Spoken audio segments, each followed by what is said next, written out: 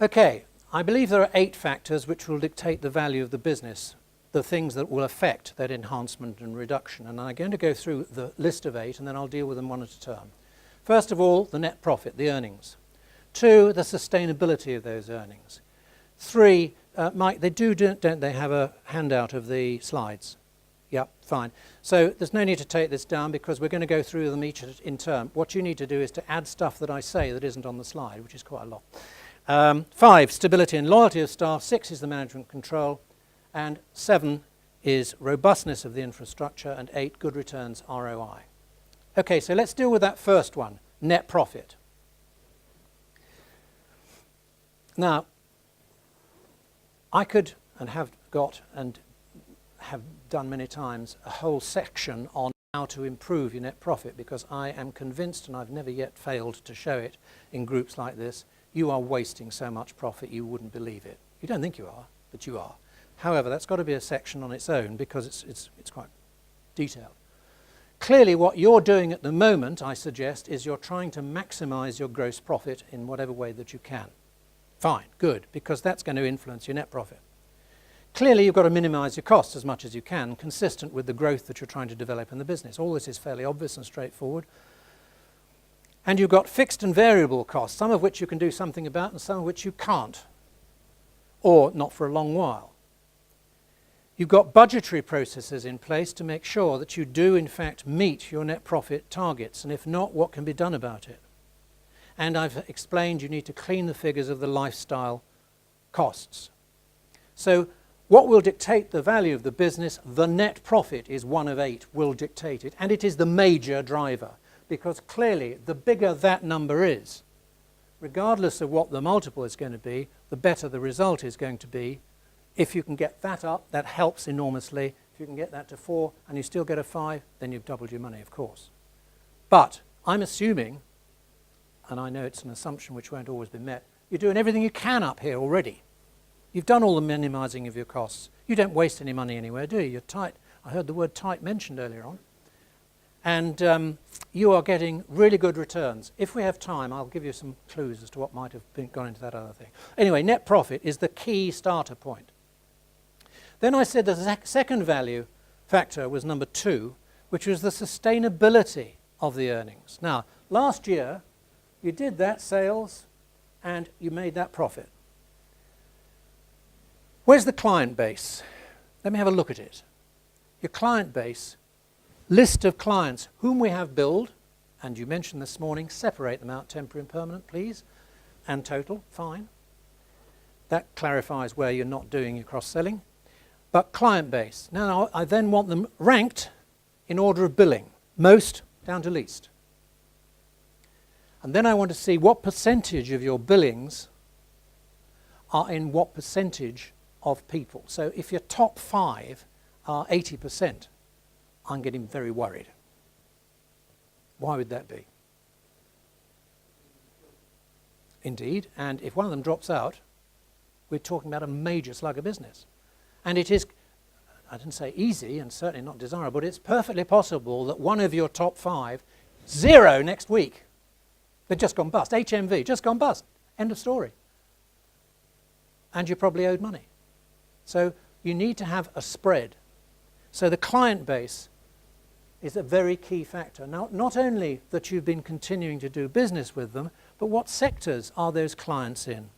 So what's the mix in terms of where they are? Now, if you're concentrating, as I think you are on insurance, yes, insurance, probably all your clients are in the insurance market, right?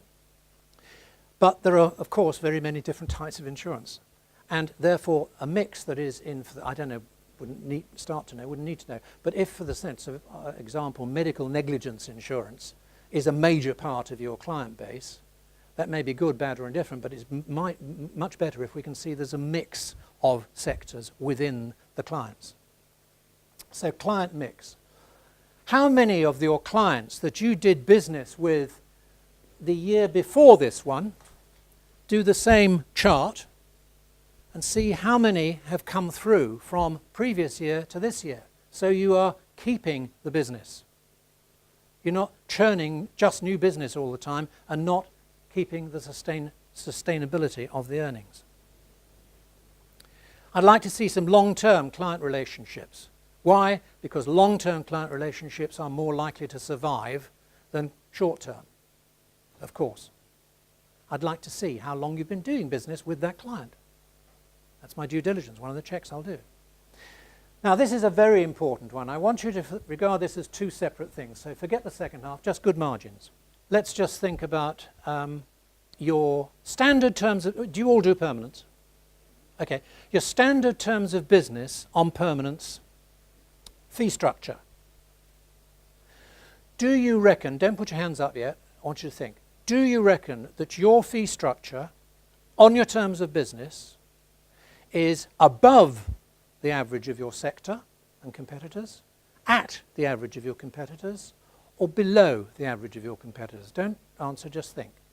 But you can't fudge it, you're going to be one of the three. All clear? Everyone got an answer? Okay. Hands up those that are below. Okay. Hands up those are average. 4, 5. So you are above. Yeah. Those of you who are average or below, would you like to be above? So why the hell aren't you? There's going to be lots of reasons you'll give me why you're not, I'm sure. But my first question, certainly for those below average, is, so are you selling on price? Because if you're selling on price, you're on very rocky ground. And certainly I, coming in with my acquirer's hat on, be very worried. Because then you've got to have someone come along and undercut you by another percentage point or whatever, and the business shifts straight away. What does it indicate if you are average? It indicates that there's nothing particularly different about you and the rest of the competition. Don't you tell me earlier that you have a great reputation? Haven't you got a great brand? Aren't you proud of the service that you deliver? So why are you average? Now those that are above, fine, I like it. I don't say that you've got to be the most expensive, but you've got to be up in that top quartile, ideally. Acquirer's hat on. Now, I'll strip out, if you like, those deals that you have for huge volume, where you've got a continuity of business and you've decided and approved a reduction in price. Now, all that I talked about to start with is on permanent, but it applies just the same things on temporary. Where you have bought, if you like, volume, fine. I'm not talking about that. That's your decision, particularly I hope no one else has made it. Your decision, you're prepared to lower your price to get that volume. What I'm talking about is, what is the standard? If I come along as a new client, what am I expecting to see your fees at? What are your rates going to be at? Now, if you're expensive, needless to say, I can get that cheap around the corner. Now, what are you going to say to that? Because clearly you have got to have an answer to that. There has to be some justification why you are top end. Have you got that justification? And if you haven't, you better bloody get it. Whole separate ball game of what I call differentiation. A full day session on its own. Because I believe you have to have something which is making a compelling reason that your customer wants to deal with you. And it has to be tangible, not fluff. Oh, we're just more honest than anyone else is. We won't just push CVs at you. I have to use you first to find out whether you're giving me bullshit or not. So you need tangible benefits. Again, separate issue we can come back to if we want to. Now, if therefore you are showing good margins, what does that tell me? You're sustaining good margins. It means that your clients recognize that you're delivering a good service and they're prepared to pay above the average for it. Like that, acquirer's hat, this is something better and more special and ideally more sustainable. So I want to see good margins in place. And low levels of maintenance is specifically and only relating to contract and temporary. I alluded earlier to the canteen assistants, where they might come in at the end of the week with 6 different timesheets for the work they've done for you because they've done 6 different bookings. And all the work that's gone on behind filling those bookings, there's an amazing amount of maintenance, if you like, to deliver that information, that revenue. Whereas a booking which is going to last for months is low maintenance. So I'd like to see low levels of maintenance relevant to the sector that you are working in. And this would tend to mean, because I believe that clients will give you first options on stuff that they give you, they're going to give you the easy pickings, if you like. They're not going to give you the easy pickings, they're going to give you the most difficult things to fill first. And therefore, if you can keep delivering, then they'll give you the stuff which is of much lower maintenance because they're ongoing bookings. Okay? Press on. Staff attraction and retention. I would need to see that you've got a sustainability of earnings because you are an attractive employer in your sector for people who want to work in your sector in recruitment, and you retain them. Whole separate thing on its own. But the sustainability of earnings is going to be heavily dependent on that. If you can't attract good staff, you're not going to grow. And if having attracted them you can't retain them, you're not going to grow. So the sustainability of the earnings, very key factor. Quality control systems.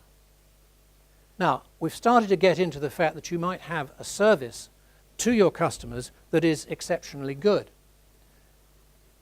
And hopefully, but unlikely, it can actually be shown to be exceptionally good because they're tangible differentiators rather than the same as what everyone else does.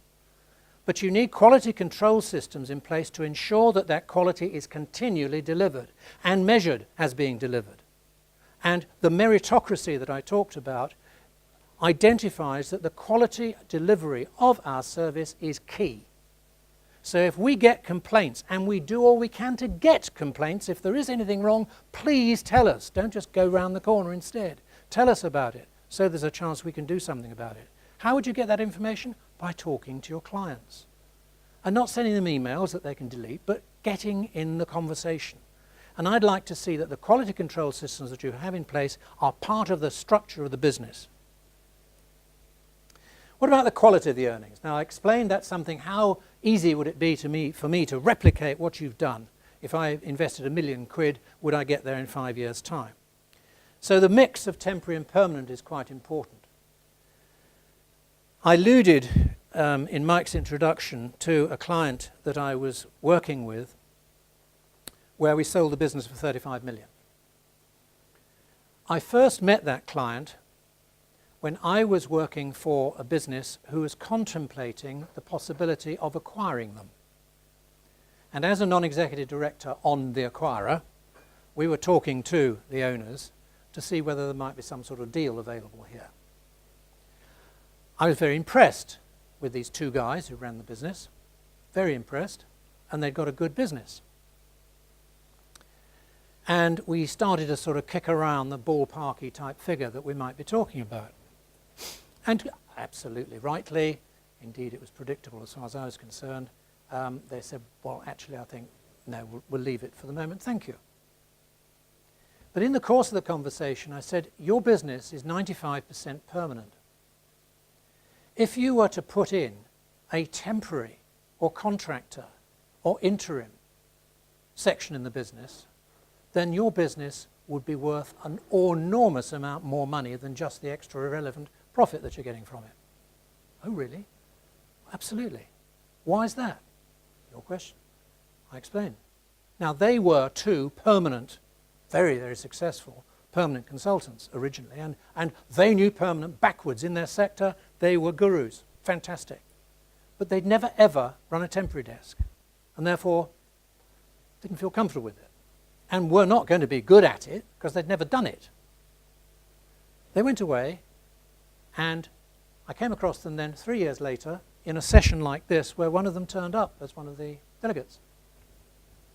So we nodded at each other and I did my piece, and he came up to me afterwards and he said, you told us about temporary, and we now have a huge temporary business. Thank you. Can we get together to talk about some strategic planning? And I said, absolutely. And I became a non-exec director. And basically what it boiled down to was we wanted to build the business to sell in 2 years from where they were then. 2 years. And I went through all the sorts of things we've been talking about here, and we identified the weaknesses. So their second-tier management was rubbish. They were basically just branch managers or team managers. But in terms of stepping up to the mark, nowhere near it. They needed a lot of development, to name but one thing. And so we put in place the strategic plan, and a huge amount of extra differentiation to pull them apart against their competitors. I trained in the differentiation. We put into place a series of steps which don't all take place in month one. They've got to be phased in because you can't do all the changes at once. And we started to get the thing together. And then after about 18 months, we started to put the feelers out for potential acquirers. And we got some interest. The business was hugely successful at that time. Eventually, a deal was struck on a very good multiple. What was it, Romney? On projected earnings, it was a multiple of 9 on PBT. Now, that was a great multiple, and they paid them about 70% down. The rest on a 1-year earn-out. Clearly, the job for those two boys was to make damn certain that come the end of that year, they'd hit the targets that they'd set themselves to get the rest of their money to bring it to 35 million. And they did. And about 2 months after that sale was completed, the market went straight down the tubes. Now, that was brilliant timing, but they were totally unaware of what was going to happen. But in retrospect, they were so lucky and amazing. But the temp to perm mix is where we started from. That made all the difference in the world. Just as a permanent supplier, they would have been averagely interested, might have got a multiple of 5 or 6, because everything else was good. They were a global business. Anyway, temp to perm mix. How cyclical in the economy is the business in terms of its effect, and how sustainable is it? Now, that will vary according to what you're talking about, but the quality of the earnings is clearly going to be dictated by any that you can build in which is counter-cyclical, that is not up and down with the economy. Strength of the brand.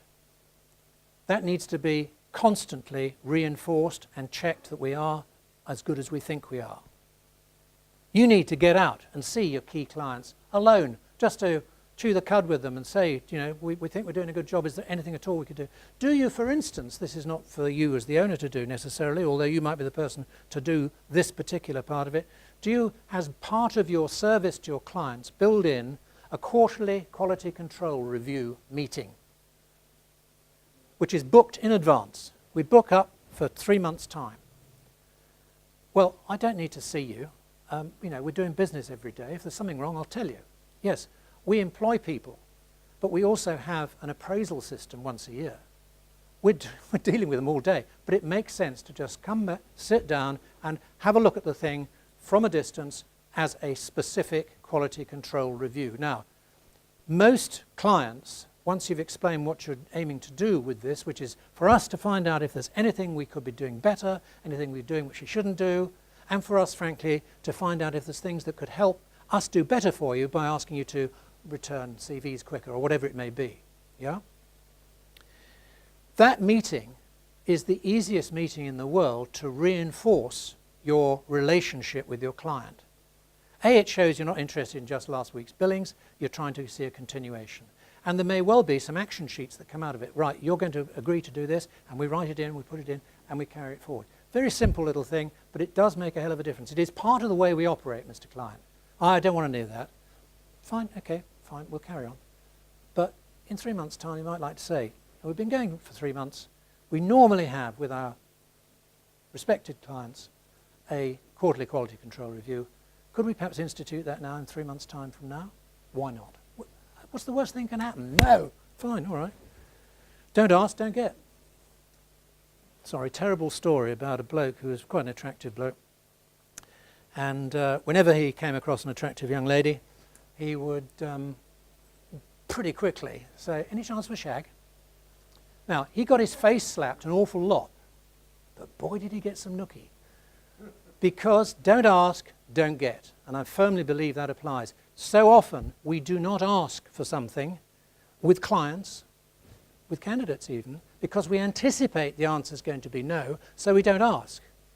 What's the worst that can happen is you ask and they say no. You're just back where you were to start with. There's no work, nothing lost. Except perhaps they might be a bit embarrassed if you'd asked for a shag. Okay.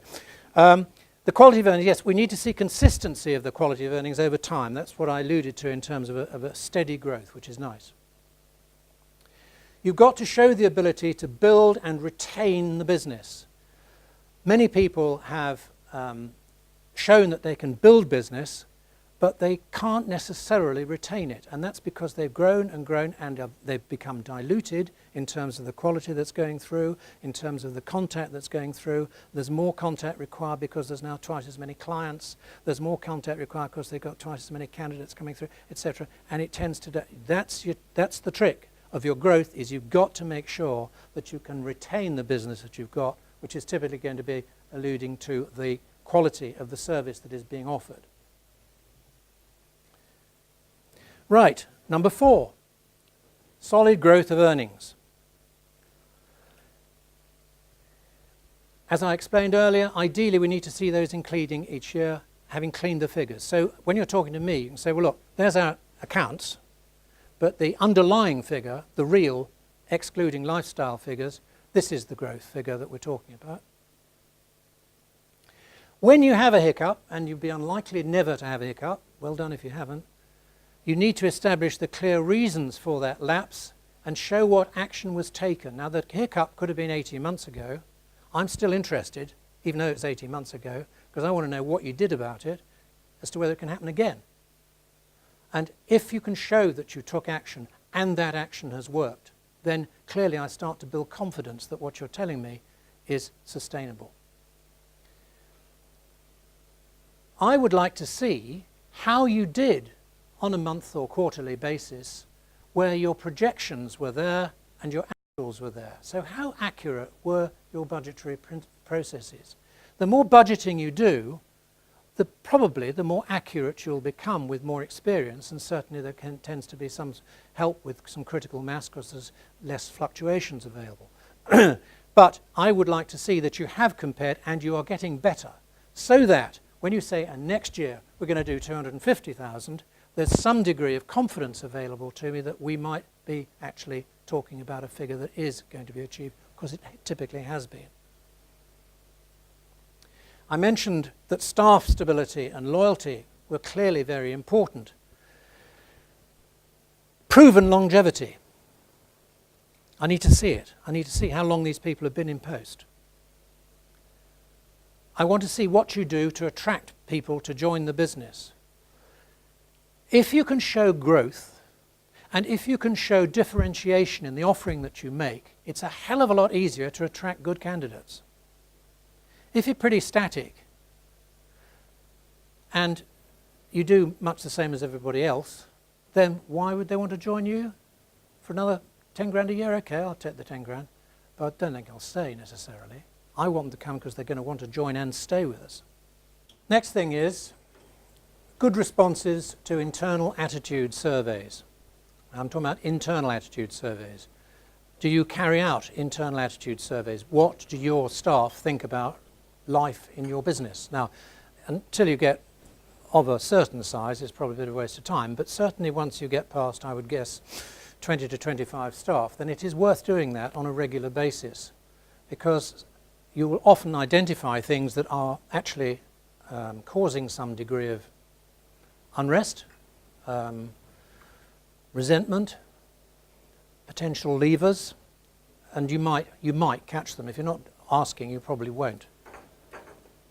And you want to see good responses to them, of course. And I want to see, with the acquisition hat, see them there. A history of training and development.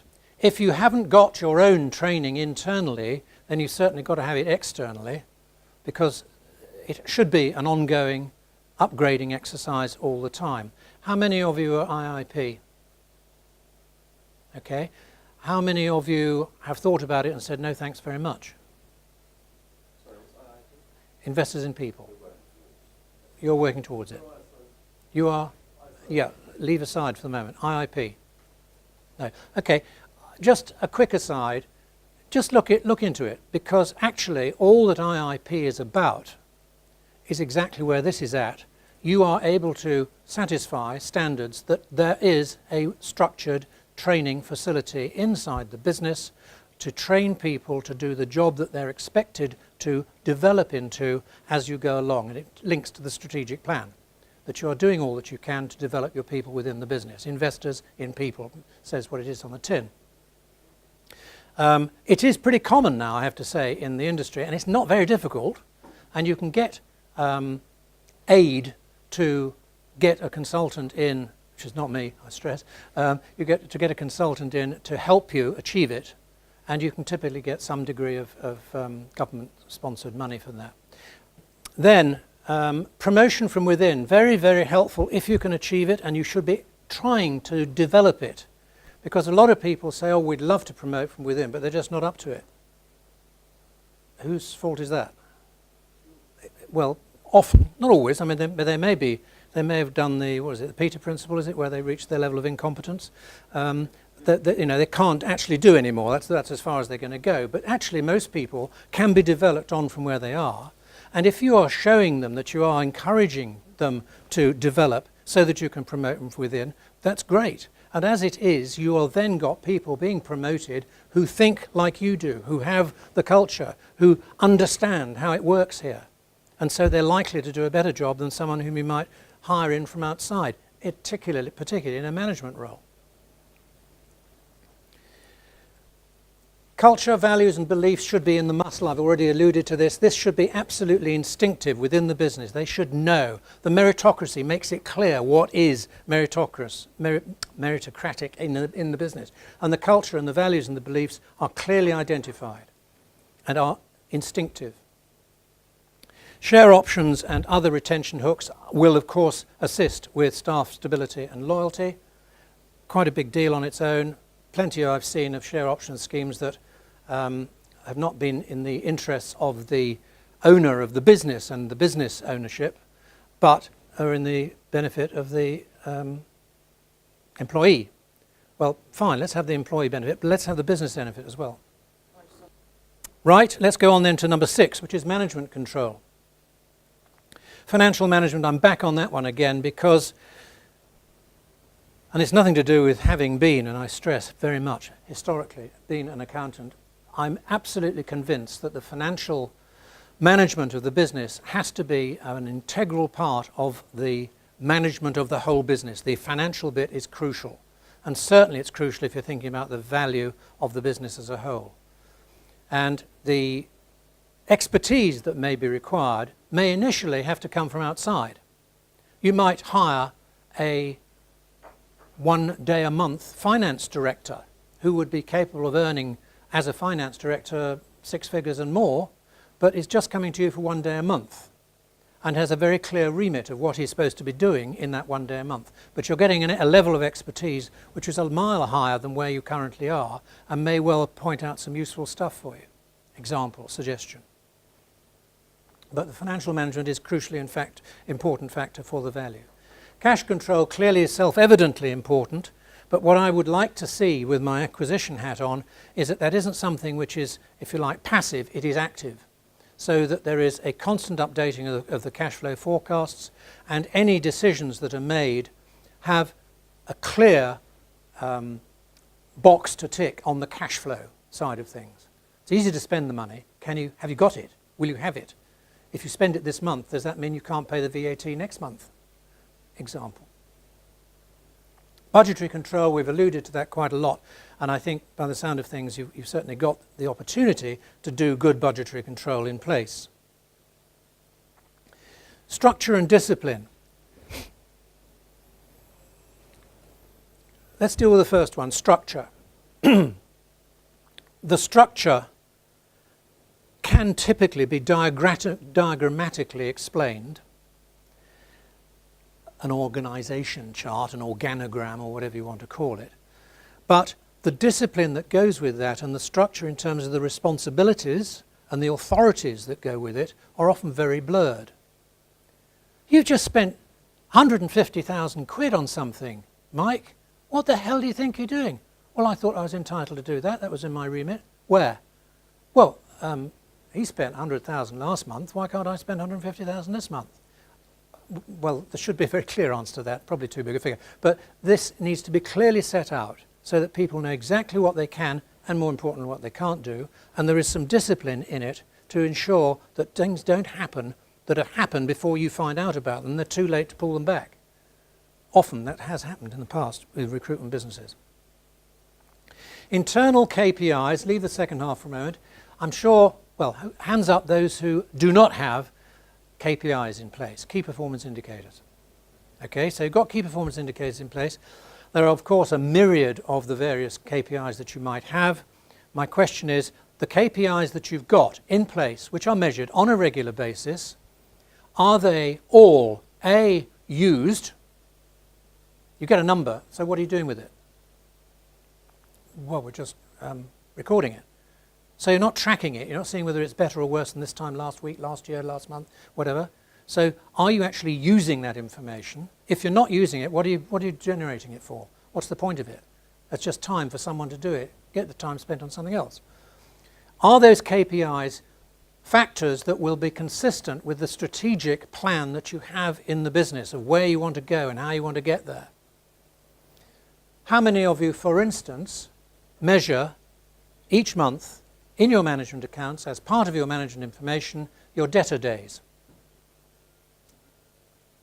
1.5. I regard that as a key performance indicator, but of course only a financial one. There are plenty of key performance indicators in the operational side because that's what you're all used to. You've done all that, you're used to that, you do all that, but you haven't apparently put in place a measurement of debtor days, and yet you all tell me how important cash flow is. I'll tell you what, debtor days is a pretty important part of cash flow. And when you have your fantastic deal where you only pay so much for whatever you've got, and they're doing the credit control outside the business, where actually their interests are to extend it rather than make it good, then that may not help. So that sort of thing. So internal KPIs, and that is not just operational and sales, it is also financial and management. And external measurements. Now, something that I did, God, must be now 11 years ago, as a non-exec, the board said to me on one board meeting, we need to establish how we're doing against the competition. And we've been doing a lot of research and we find that we haven't actually got very much that we can rely on. I mean, we can do hearsay, but we have no means of knowing how much Parker Bridge are doing this month when we're a competitor. I don't mean this month, but in terms of their performance levels. So what's their average billing per consultant at Parker Bridge versus ours? How can you find that out? There you are, Romney. There's a job for you. See if there's any means that we can find out industry-specific comparison information. Next month, I reported back. Well, as we expected, I've just confirmed, no, there isn't anything to do it. So we are, for the sake of example, getting an average billing per month of X from our consultants, our fee-earning permanent consultants, which is better than it was last year and better than the year before that. And as far as we're concerned, it's pretty good. But we don't know that it is pretty good. We're guessing. And so I set up recruitment industry benchmarking, which is what RIB is, where member companies, and you can look it up on the web, it's RIB index. Member companies feed in monthly information over a number of criteria, is what the buzzword is for benchmarking, which is a whole science on its own. And they're specifically for recruitment. And as a result, you feed your numbers in, that's all confidential, it's password protected, whatever, goes into a big churn, comes out with a report for you each month, how you are comparing to the rest of the index. And it then gets into specific sector indexation as well.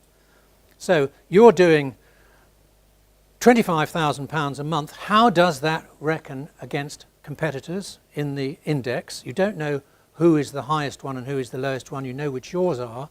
They're not identified, but you know where you are against them. So you've got external measurement. Now, if I come along with this hat on and your RIB information shows me that you are doing a really good job, I'm very, very impressed with it. And that's without being me who set the thing up. And indeed, the 35 million one That was one of the things we put into place with them, and they were doing really, really well on most of the criteria in the index, and that was a major selling point to the acquirers, as well as giving us very clear indications of what we're underperforming on, and those things that we're overperforming on, make sure we bloody well keep it up there. I would want to see, as the acquirer, past evidence of planning and achievement. Planning to do this, did you achieve it? Where is the evidence of this? Hence the board meeting minutes might tell me this was the action, then what happened, did it come to pass? Number 7 is the robustness of the infrastructure, IT, front and back office systems. How robust are they? How solid are they? How often do they fall over?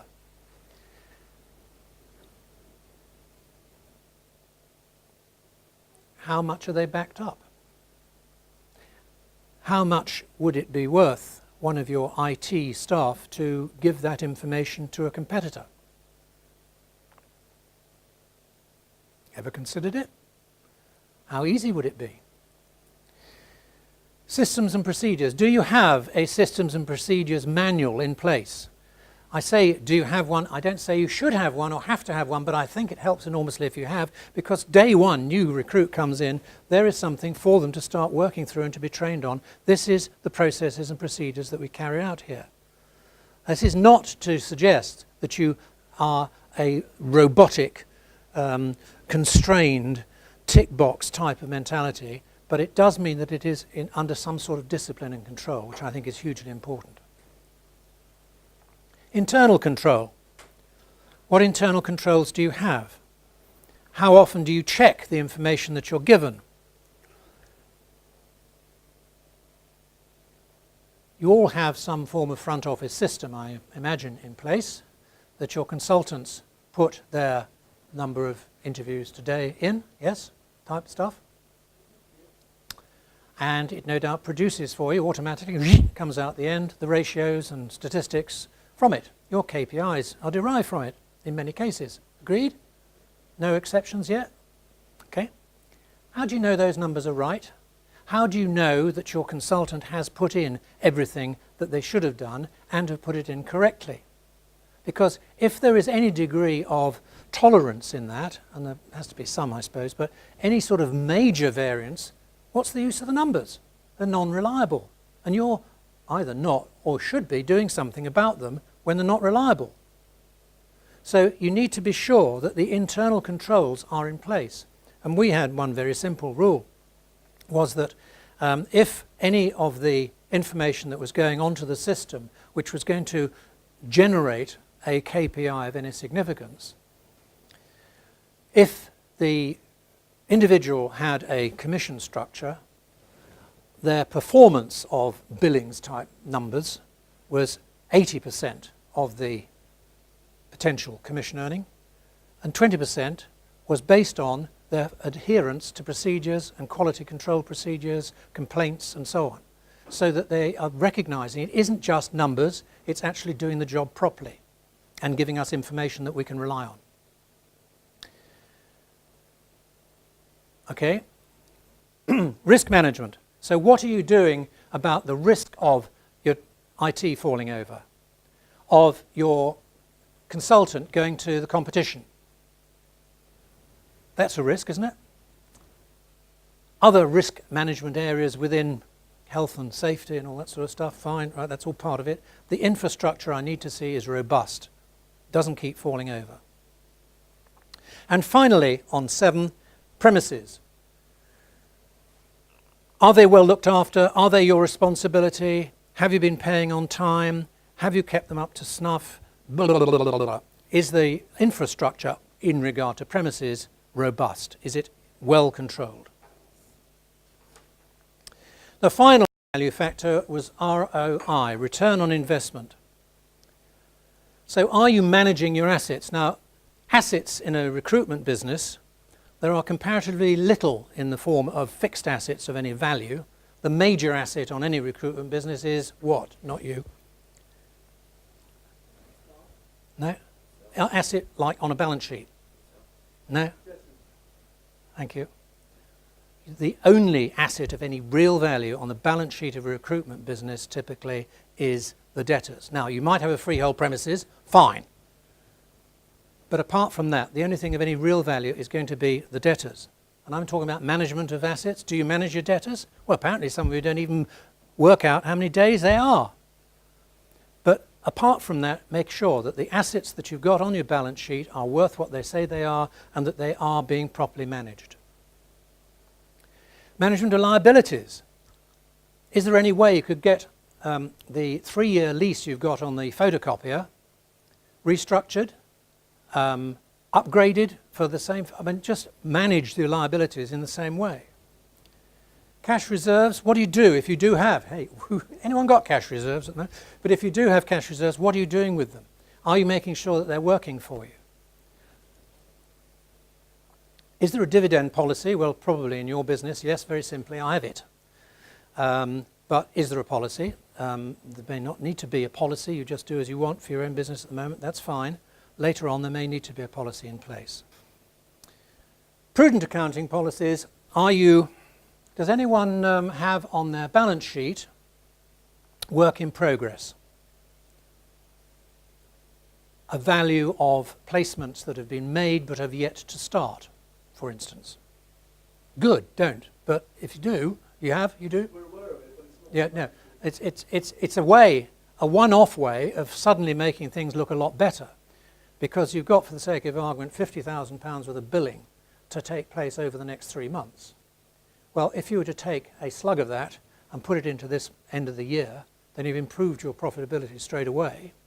But the new year starts with a minus 50,000, and you've got to keep the ball rolling. And if it's going up, you can keep doing that, and it makes it work. But I believe that is something not unknown, but is not very prudent, not a good idea. Because when it does start going south, then you get a big hit on it.